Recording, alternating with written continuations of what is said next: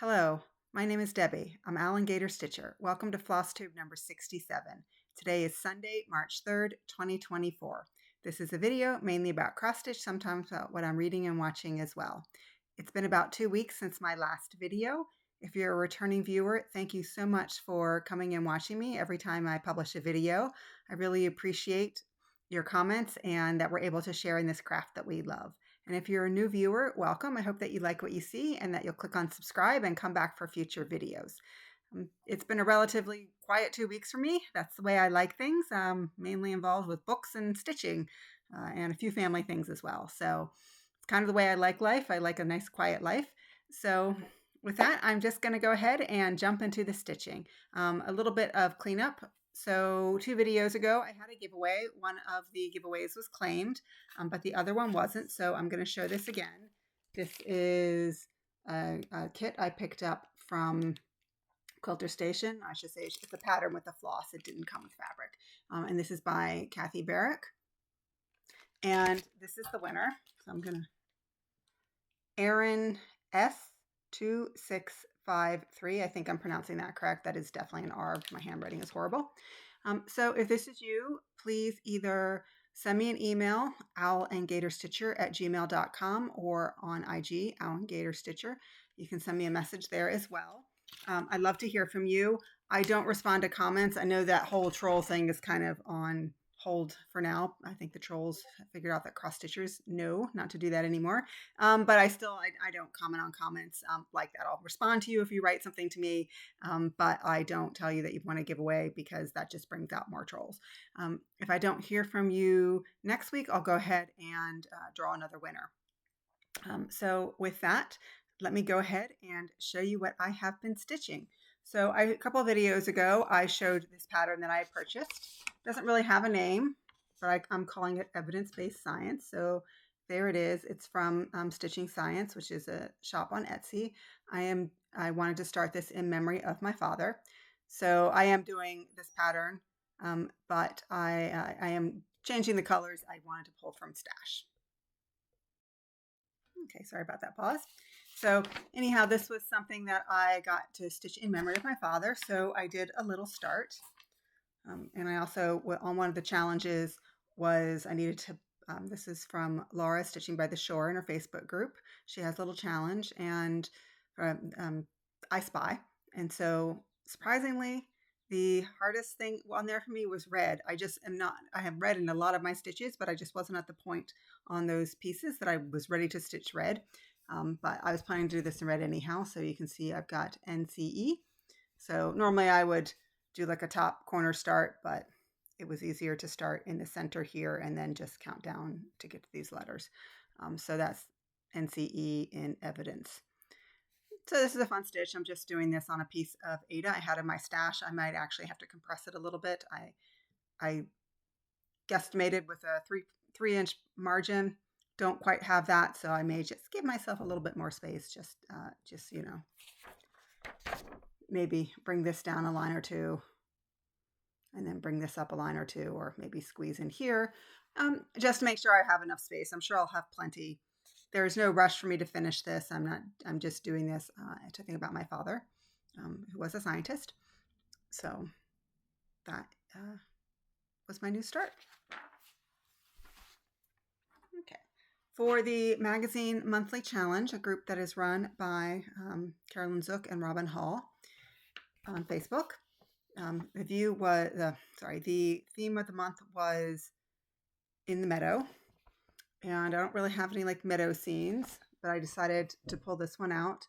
This is called Winter Wonderland because I said the horses would most likely graze in a meadow. Now, of course, it was a snow-covered meadow. They wouldn't graze there then, but you know, they're very flexible. As long as you have some little way to link it, they're fine with it. When you do the monthly challenges like the theme and the acrostic, there's no prizes or anything, so really do what you want. So anyhow, this is where I am now. So I really have been wanting to focus on the sky. At some point I had gone down and done the house, but I really wanted to focus on this sort of top portion. So what I did on this time is I came all the way over and started working here. I got very frustrated in the middle of this until I figured out that there was a printing error on the pattern, which was the pattern covers 3 pages, and it's like many patterns. Okay, you got the left page, and then you've got the next page, which is, has several grayed out lines, which repeat from the previous page, and then the next page as well. Well, they said, the gray out lines are a repeat, but they forgot to gray out one of the lines. So between pages 1 and 2, there were 3 gray lines. Between pages 2 and 3, there were 2 gray lines, but there should have been 3 gray lines. It took me a long time to figure it out. Once I did, it all made sense. So I was able to follow what I was doing. And so I came over, and basically I just did several hundred stitches of this dark blue. And all those gaps will be trees, like you sort of see here. And that brought me, I have to count again, but you can see how it's got this sort of weird angle going down. I may be 1 stitch short over here, simply because the very top thing I did was like 9 or 10 stitches, and I may be 1 stitch short because I didn't catch the mistake until I started going down and counting over here. Not a big deal. I put a notation in the pattern. So, and you can see my address from 25 years ago. I probably should cover it up, but if you can find out information from me based on that, good luck to you. Okay. Next piece I pulled out was Beach Dance. This is from Lindy Stitches. And here's where I am. So I just worked on this bird. Basically, I finished his body here and then did all of his, yes, I did finish his wing on this one, and then came in on both of them and put in not the iris, the pupil of the eye, and then just finished off the black. I don't remember, it was on the top of the bottom. This will come out again in February. I'm not entirely sure when. Actually, I do know, in the middle of February. The Magazine Monthly Cross Stitch Challenge is put 500 stitches in a piece, any piece that is closest to your finish. Doesn't have to be a magazine piece. And this is my piece closest to a finish. I am probably not even halfway done with this, but I sort of, when they had that challenge, I took a look at it and said, oops, that's just folded funny. I took a look at my pieces and said, which one is closest to a finish? And the way I always calculate that is which piece has the fewest stitches necessary. That challenge pops up occasionally across my games. And while this one is not even at 50%, and I certainly have other pieces that have more than 50% of the stitching done, they're larger pieces, and so they need a lot more stitches. So I sort of realized this was the piece, and then it kind of made me a little sad, simply because I realized that I have so many pieces, and I'm not at that point where I can say, oh, I'm closing in on a finish. And like Samantha the Hygge Stitcher sort of has lined up her whips, and she's got them grouped in whips that are sort of in the start process, ones that are sort of in the middle, and ones that she's closing in on a finish. And she's always trying to keep those groups balanced depending on what she feels like doing. And I think that is really wonderful. But most of my whips are either sort of in the beginning stage or maybe in the middle stage. I have very few things that I feel like saying, oh, they're close to a finish. And that kind of makes me a little sad, because while I am a process stitcher and I just like to stitch for the sake of it, I don't necessarily stitch to say, oh, I have a spot on my wall and I know exactly where that is going. I do like to have my finishes as well. It's a nice sense of accomplishment. So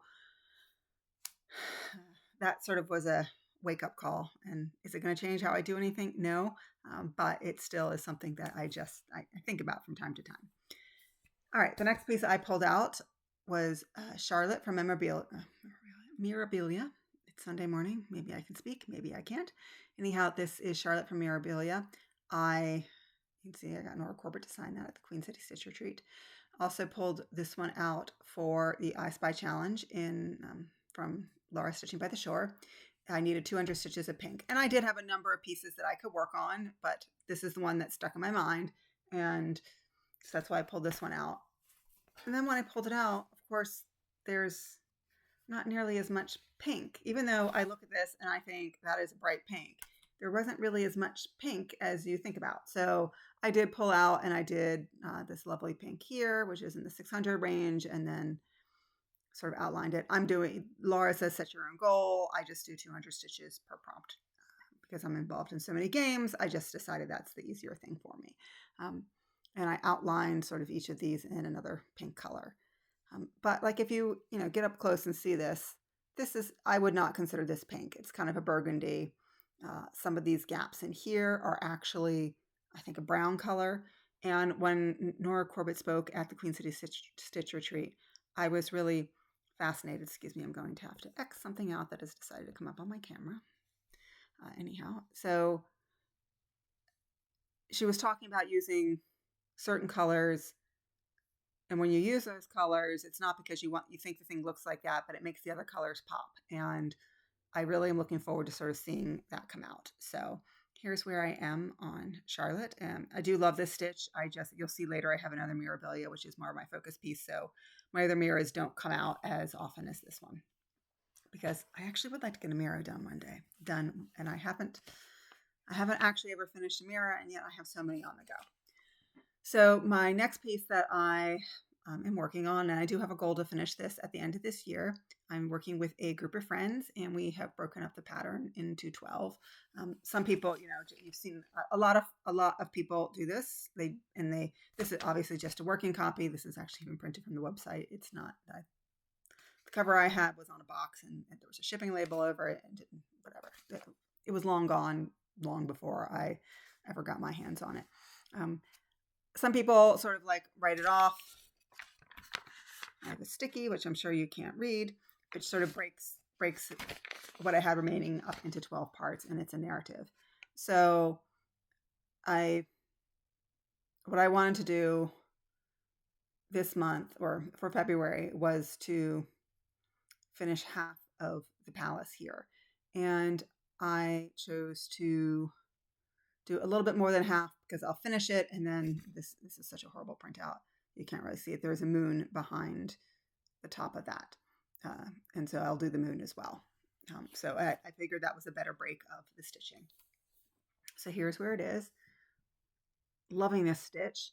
One thing I will say about this, obviously this is just a mock-up. Owl Forest flosses, and this I got as a kit, so everything here is kit, are absolutely beautiful, but they're highly variegated. And in the mock-up, they don't capture that variegation, which is fine. But all of the blue here, you can see there are so many different shades, and it goes from an extreme light to an extreme dark. They are all, from one skein of floss. And so I spent a lot of time, how do I best capture that in this? So what I decided to do was, for the central part, sort of the palace, was I did it going horizontally across and then back. And then when I came to the part that these might be stairs or something, I did deliberately go vertically rather than going across. And I did that for whatever this is. It's not really a turret, but whatever the base of that is there on the stairs. And I think that the effect came out really well. And you can sort of see it here with the water. It's the same floss colors up there, and I think it's absolutely gorgeous with the water. And I was more concerned up here how this would look. And the purple is also quite variegated as well, but there's not as many blocks of that. So I think it came out really well. I'm glad I did it the way I did, but I was very nervous about it, about how it will come out. So this was all my February portion. I did at the very end of February. So March, I will finish the palace and come up here and do the moon as well. Really enjoying this. And I've been staying up to date. And we have a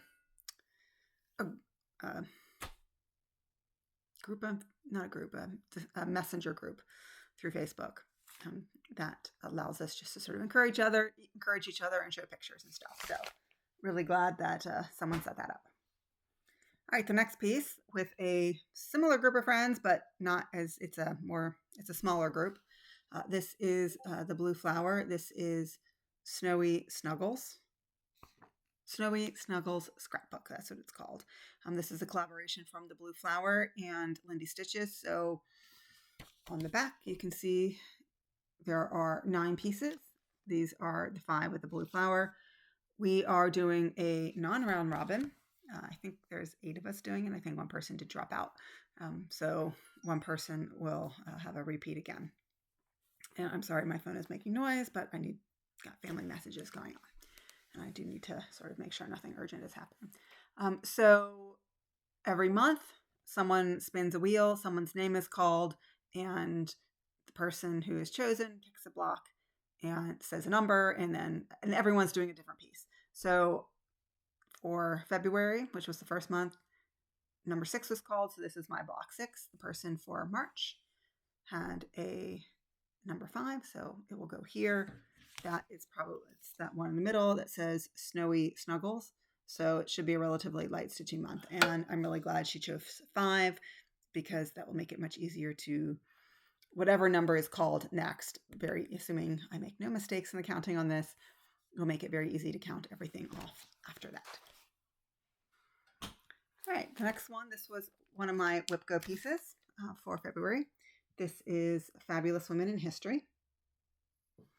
This was a stitch along from mid, 2017, around that time. I don't know. I purchased it well after the stitch along was over. Whoops. And my needle minder is sticking to everything. Excuse me while I have a piece of metal on the side of my craft table and everything likes to stick to it. So anyhow, here is where I am. So I am very close to getting that top row done. So that's what I focused on this time. So I sort of was going back and forth because the 2 women are so close to each other. I think last time I showed you I'd done Society. This time I focused on, it's Susan B. Anthony and Harriet Tubman. So I think they are basically done. Each of them have the apples of their cheeks. It needs still to be done, but there's the color in it is exactly like there's 4 stitches of each of them. So I'll pull that out towards the end. And then this is the darkness of the tunnel for the Underground Railroad and the beginning of the tracks. I honestly don't know what this motif is, but I'm including it. I do need, so basically all I have left to do are those little bit on the 2 women, finish the Underground Railroad and whatever this motif is, and finish this nameplate and then do this nameplate with their names, and I will be done with that top row. So probably if I get a really good stitching session in one day, I could do it in a day. Don't know when that stitching session is going to be, but it should be a relatively quick finish for that. The next piece I'm very excited about. This is Portrait of Veronica by Mirabilia. This is the first mirror that I started. And I'm going to show you the whole thing where I am. I had pulled it out of the Q-snap. And that is the back side. You don't need to see the back side. There she is in all of her glory. So she's looking great. And this time, the reason why I'm so excited is I finished, I guess, what is her apron. So all of the light colors in her dress are now done. And so now I move into sort of more of the dark green and the black and stuff that's in there and the teals. I had mentioned this in the past. I had started going down. The skin is 1/1. And I had started, I guess, when I started picking up here and I had some black and I started working over here. And then I realized, I must have made a mistake in the black. I wasn't really sure. And so it's not that many stitches. So I said, I'm just going to leave it. I'm going to work all the way down and then work back up. And that is exactly what I did. And when I worked all the way down and worked all the way back up, there wasn't a mistake in here. So I don't know if I just somehow am a little bit off in the arm. And that's why I thought I had a mistake. The arm, I think in my opinion, looks fine. All of this is lining up. And so once I realized that, I was really, really happy. I think I also had, I make a working copy and mark it off. And I had missed one, but I think that wasn't the issue. I thought this was somehow off relative to this, and so I was afraid like to do all of this. Anyhow, that doesn't really matter because there is no mistake. And so now her dress really sticks out at the back. So this is one that is definitely, it's not a skinny dress. So I've got to do all this part in the back now, but it's a lovely dark colors. I am using the called for fabric, which I normally don't do for Mira's. It's a 32 count linen, Star Sapphire. I've been working on this for so long. It's gotten softer, but I think as many of you know, they are not the softest fabrics in the world. So here she is. And any gaps that you see there basically are all just beads at this point. I did the back stitching on her face and her arm and stuff just in the, lace or whatever you would call that around there, just because I really wanted to bring out the definition there. There's a lot of back stitching down here. It will go quickly once I get into it. But really, really loving this piece, and so happy when I pulled all the way up here and realized I did not have a mistake. I was always planning just to work around the mistake, but as you know, sometimes you have to steel yourself and sort of say, okay, I have a mistake. Can I work around it? Do I need to frog? And that realization that I didn't have to frog or do adjustments, it was a very happy feeling. I'm sure many stitchers relate to that. Next piece I worked on, this is Heaven and Earth Designs, Grand Library artwork by Amy Stewart. I don't think I mentioned this, or I don't think I hit it last time. But I can definitely, I certainly have put in stitches since the last time I showed this to you, but I have now hit the 2% mark on this. Yes, this is a lifetime project. I'm not sure I will ever get it done in my lifetime because it is not necessarily a focus piece, but I do love working on it. It is the supersize max coverage, so it's like 715,000 stitches. So I sort of figured, if I did 1% a year, it would take me 10 years, and that's over 7,000 stitches a month, and I'm not willing to devote that time to it right now. Maybe in the future I will. Anyhow, what I did, I've been pulling colors sort of think of the typewriter method, but going up and down and by column. So as I had stitches in here that needed it, I was pulling it in and then sort of pulling it over here. So that's why so much of the brickwork is looking really good. This book is almost done. You can sort of see right here, there's a little bit, and there are a couple of colors in here. And then this guy probably got a little bit of definition around him. This is a thief who's stealing a picture. This is the FBI tape. So really enjoying working on this when I do pull it out. I am struggling with my Lowry stand on this piece. I have a Lowry stand. I don't have a corner clamp. I just have a side clamp. And if you use a Lowry stand in Q-snaps, what has worked best for you? You can see here I've got floss in there. I've got Velcro in here to try and help hold it in. This is really heavy, so I actually rest the fabric on my craft table. I sit sort of sideways to my craft table so I can see the TV and rest the fabric on so I don't put so much weight on it. But I still find that every time I have to flip it over to run the floss under, it puts enough stress on it that then it comes out, even though I try and clamp it in really tightly. And I was given things that are supposed to square off the Q-snap to make it hold in better, and that doesn't work for me. It may just be the way my mind works and I'm not putting them on right. I don't know. But question for those of you who do have a Lowry stand and use Q-snaps, do you think a corner clamp would be that solution? That would make it so that I can flip it and not have it fall out. I don't mind adjusting it. I don't mind, tightening and loosening, all of that. But, as I'm stitching, I don't want it to start, doing like that. And this one is particularly bad, but I notice it on a lot of my pieces. So any advice you have would be greatly appreciated. I look at gust stands and I'm just not sure I want to wait and invest in that, but I also don't want to buy a corner clamp if that's not the answer to my problem. Okay. Next piece that I'm working on is Tintern Abbey. This is the 2024 Hayed Stitch Along. So we have one more month if we want to try and stay on track. I am probably not going to finish this section within the next month. In January, I really thought I'm just going to do the 4 pages and get the 10 free patterns.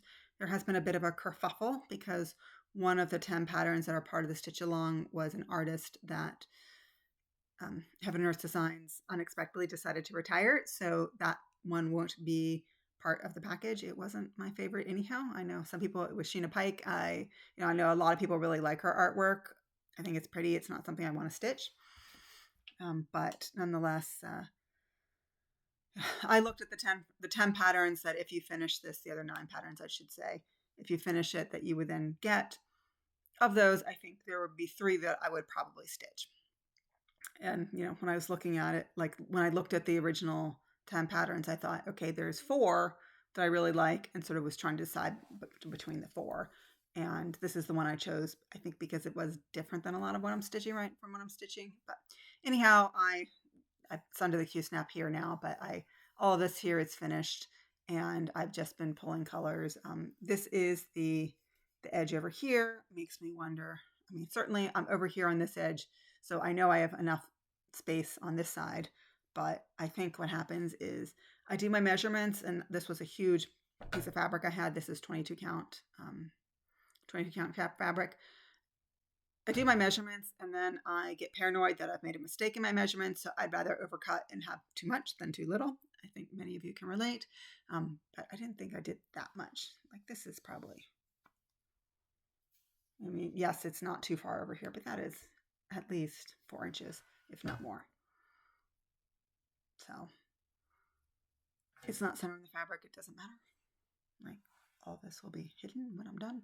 So it doesn't really matter. It just kind of annoys me that, I have so much on this side and not as much on this side. And this side is fraying badly and I don't have a serger. Anyhow, this is the edge. So I've been working, you can sort of see the sky up here is almost complete. The sky here is also, because I'll pull colors here and they end up down here in the archway. And then all of this sort of has to come in. So, and it was just like starting 2 nights ago is when I moved the Q-snap. So there's not that much. So I have been sort of working over here, and now I'll work down. And that is a deliberate decision, simply because of how it was in the Q-snap and what I want to make available in the Q-snap the next time. So I was deliberately pulling colors and going over this way because that way I can move it over.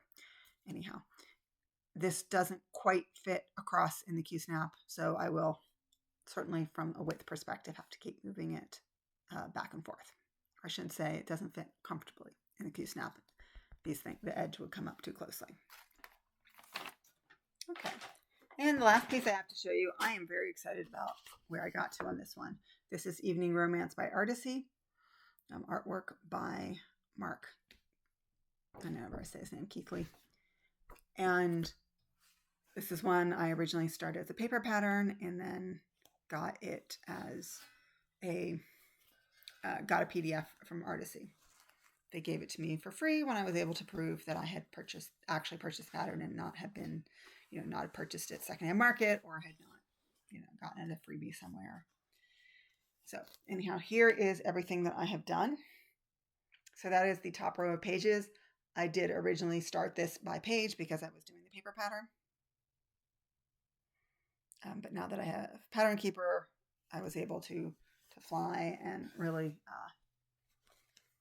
get focused on it. And so in Full Coverage Fanatics, they had a challenge, and they're doing it quarterly, and it's a seasonal. So for the first 3 months of the year, it was winter or summer. I chose winter. And so, there's no goal. It's sort of how much can you get done in 3 months? But my mental goal was finish the top portion, and that's what I did. And so this stitching session took me a couple of days, but I put in about 800 stitches. There was a lot of confetti and a lot of mistakes I made when I transferred this from the paper pattern to Pattern Keeper. And so trying to find those mistakes and fix them took a really long time. But I absolutely love the way this is coming out. It's absolutely gorgeous. But obviously there's a lot of confetti in order to achieve this detail. And Artisy is a company that really, I don't want to say, it's not that they have minimal colors, but that I think that Tarina Clark, who owns Artisy, is very conscious of, she's not going to have 246 colors. She's never going to do that kind of max color. She might make things bigger to add more detail, but she doesn't. This probably has 50 colors, something like that. But the effect is absolutely gorgeous. I really, really like this. So I think even though we still have March to continue working on it, I think I got done what I wanted to get done in those 3 months. And I think it's time to give it a rest. Let it marinate for a while so that the next time I pull it out, I will be really excited to work on it again. Not that, I'm not excited to work on most of my pieces when I pull them out, but, sometimes you let it sit and you sort of pick it up the next time. And I also think it'll be nice next time I pick it up, I'll be able to sort of do a lot of block stitching again. The next part I plan to do, there's a lot of black and a lot of sort of 3371, so it should go a little bit more quickly. All right, so that is all the stitching that I have done for the past 2 weeks. A couple plans, continuing with my games. I'm not going to go through everything I have. The only 2 things I will show you are my whip go draws. So my first whip go draw was the tea table. And here is where I am. So I'm going to, for reasons that are unclear to me, every time I put the Q-snap on, I somehow manage to lop off the top of it. So I'm going to make sure I get the Q-snap high enough so I can get the, I don't know what you call it, the handle on the lid, the little part that sticks up. That's not supposed to get hot. So when you pull the top off, that is lopped off. So I really do want to get that done. And then I will move down and keep working, get this sort of scalloped bit. Yeah, there's a lot of gaps in there. I'm trying to see it. It is pale. There's no question about it, but get a lot of that done. This I also, this is an older pattern, as you can tell by the colors. It is also, like a lot of older patterns, it is one big piece of paper. Think of like a mirror, that concept as well. And so I did make working copies, and somewhere in here, I don't know exactly where, is where about 4 pages meet. And it was very hard to work on. I have gone over that now. I think the whole teapot goes through, in the working copies I have, 2 pages of that. But it's easier to follow. And this was the hardest part here. Going in here, this is a lot of solid stitching. So it should be a little bit easier. So I'd like to get 1,000 stitches on this month. And then my other whip go draw is Princess Lily, and I am not even going to try and say it because it's a French company, but really cute pattern. And not very far in this one. Here's where I am.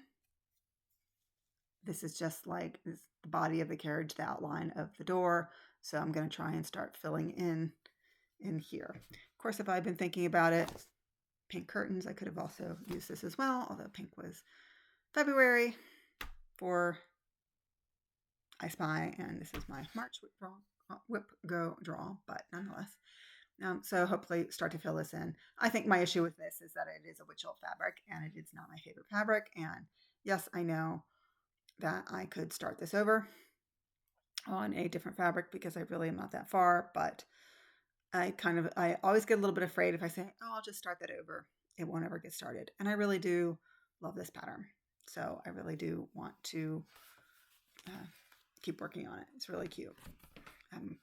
On a side note, Garon Stitchery, if you ever watch their videos, they're doing at the end of, well, I shouldn't say at the end, but the last third of their videos or so, starting at the beginning of this year, they're going through all of their stock and showing the patterns that they have. So and they always include like what's new to the store, but these are ones that they have in the store that maybe you have forgotten about. And so rather than having just to scroll through the website, they're sort of going through and showing you everything. It's a lot of fun to do it. And this designer, which is a French company, I want to say Le Petit Croix de Lucie. Anyhow, from this company, I am pretty sure that they had recently a bunch of patterns from this company. I didn't see this particular one, but I did see others, and they are really cute, and it makes me want to go and buy more of these patterns, but perhaps I should work on this one first. Anyhow, So those are my plans, along with the various challenge groups, continuing on my round robins. The two of my showed. I also have another round robin, which it's in the mail right now. That's a proper round robin where I stitch on something, mail it to someone stitches on it. We're doing the tiny towns. I mailed mine off. I haven't received the next bit yet, so I'll be excited to work on that when it comes. All right, very little acquisitions because beginning of February, I acquired a lot. So this time I said, okay, I'm not really going to do any shopping, but this is the only thing I have acquired. This is Strawberry Garden from Blackbird Designs. I think this is out of print. I'm not really sure. So as I mentioned, I do a lot of volunteer work with our local friends at the library. They have a huge sale twice a year if you're in Alachua County or near us. Next sale will be in April, so I encourage you to come out. A lot of great prices, and when I tell you I got a great price on this, see this yellow sticker? 25 cents is what I paid for this. And I think I looked at it, and the copyright is 2006. It is a little bit of an older pattern, the way it's set up, but it's in mint condition beyond being 17 years old or whatever, and it might even be younger than that, depending on what was actually printed. That was just the copyright in 2006. And got it for 25 cents. So yes, the vast majority of things they sell at the book sale are actually books, but they do have a significant crafting section of patterns. There are a couple little kits in there, like the freebies that you get from like World of Cross Stitching or whatever. They also do have, they also do sell some artwork, which a lot of people buy it for the frames.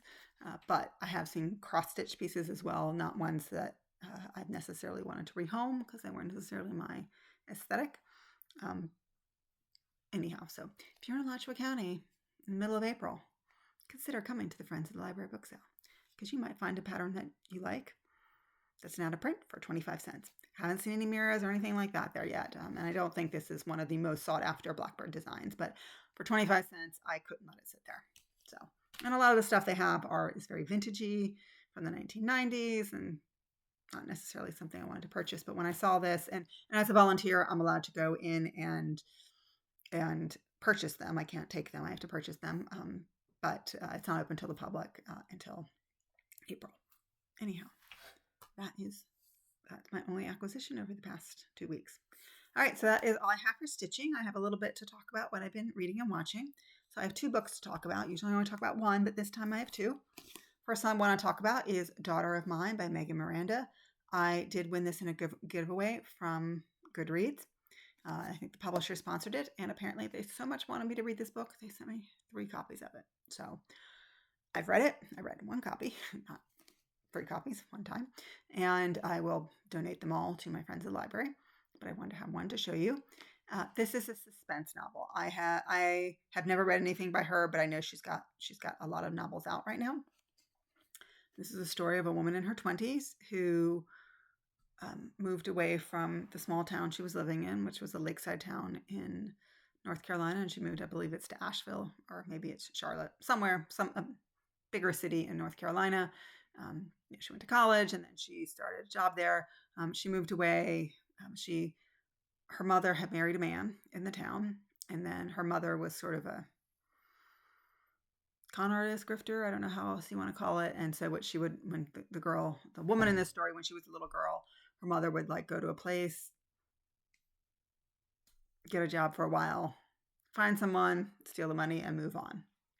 But then in this version of this, when you flash back to this girl's life, when she's like 7 or 8, her mother meets a man and marries him, and it's a proper relationship. She's not in it for the scam, you don't think. And then 7 or 8 years later, she disappears, and she disappears, and her car is gone, but she leaves her daughter behind with her stepfather. And so, and the stepfather treats her as, he's got 2 boys, but treats her like one of his kids, treats them all equally. And while the boys stay and get involved with law enforcement in the town, and their dad was a cop, she moves away. And she certainly stays in touch with them, but she's not living with them. And then her father passes away during the time of a drought. And so the lake level is lowering.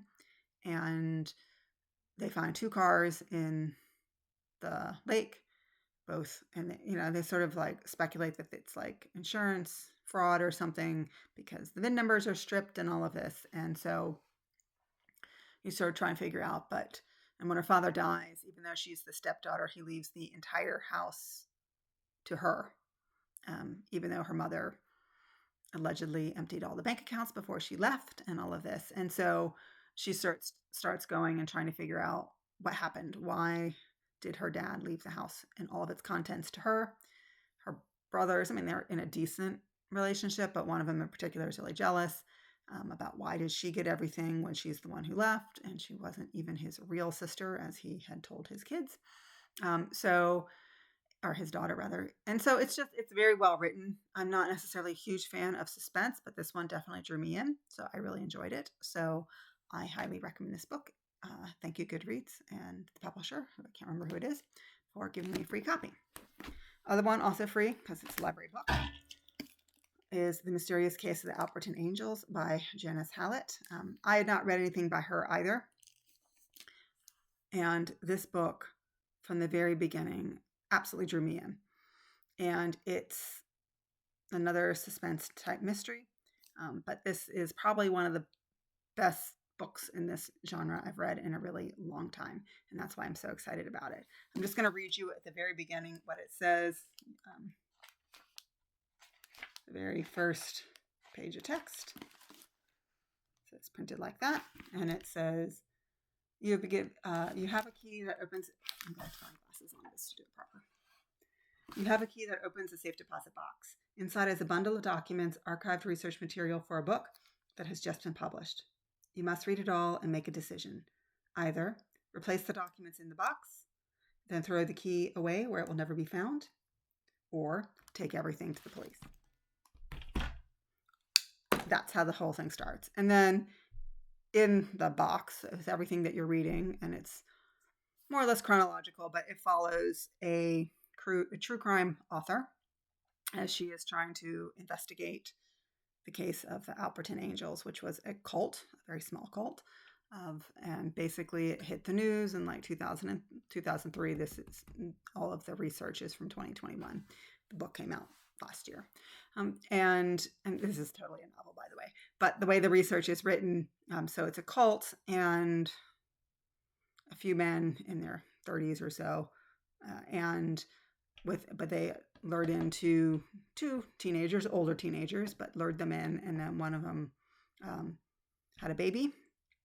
And when the cult is sort of like, basically things start to disintegrate when the teenager takes the baby and goes to the hospital and basically says, I have this baby. And when the police show up at the scene to try and figure, the police come and take her to the hospital. They sort of see something weird in the empty warehouse where she was, but obviously they're more concerned about her, and they can't even find the baby when they first see her, but they clearly know she needs some medical attention. And then the baby is discovered in a bag in the hospital, and the baby is fine. And they go, but then the other people in the cult have killed themselves, and then their bodies have been arranged in a strange pattern.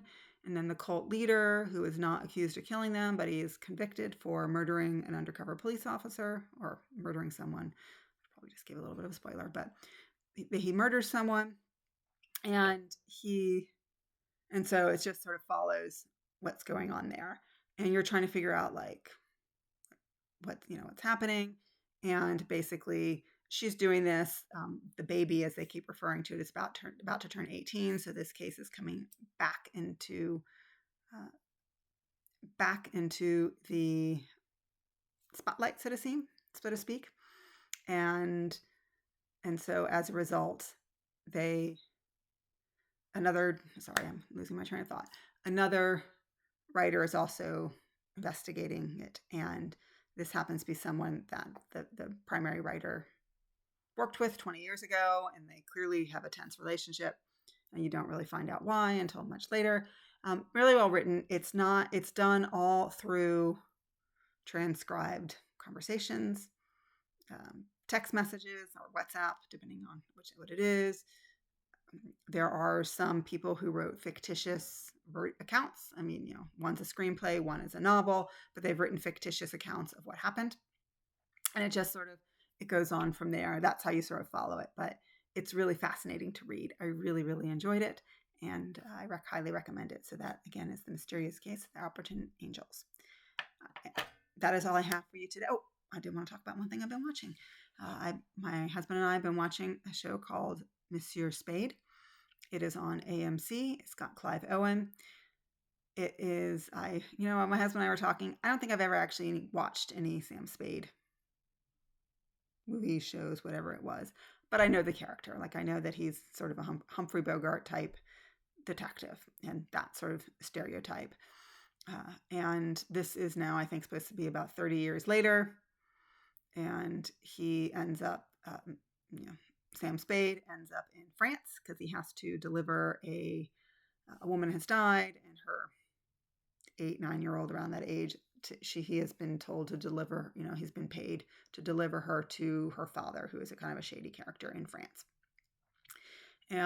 But he ends up staying in France. He meets someone and he stays there. And, he's kind of living the nice life. The woman he marries is a widow, and she owns a vineyard, and she's age appropriate to him. Beautiful woman, but age appropriate. And he didn't marry some 22-year-old. But her first husband was a man of questionable character. The girl's father is a man of questionable character, not the same men. But lots of things happened during the war, and then the Algerian War for Independence. And it is so well done. So Clive Owen is a British actor, puts on the American accent, but he's sort of doing the Humphrey Bogart style thing. So it's an American accent, but it has that sort of tone that you would see in the films like from the 40s. And then he's speaking French, but he's speaking French with an American accent. Really well done. We have one more episode that we're going to watch tonight, and we're very excited. But I will say the only thing is it has limited my stitching, because I would say at least 25% of it is in French, which I do not speak. So I have to read the subtitles, and it's real plot lines. It's not, merci, adieu, things like that. It's not French words, which we all know, or are not that, things that are sort of throwaways that you often see that are not really relevant to plots. They made a conscious decision to do a lot of it in French, even. And so, when the character is speaking French versus English, and they have some funny things where, like, he has a housekeeper who's working for him, and he speaks to her in English, and she responds in French. And it is all subtitled. It's really, really well done. My husband and I were a bit skeptical about watching it, but it got so many good reviews that we did, and we're really glad that we did. All right, that is all I have. So thank you if you made it to here for watching, and I hope to be back in March or so. So happy stitching. Bye.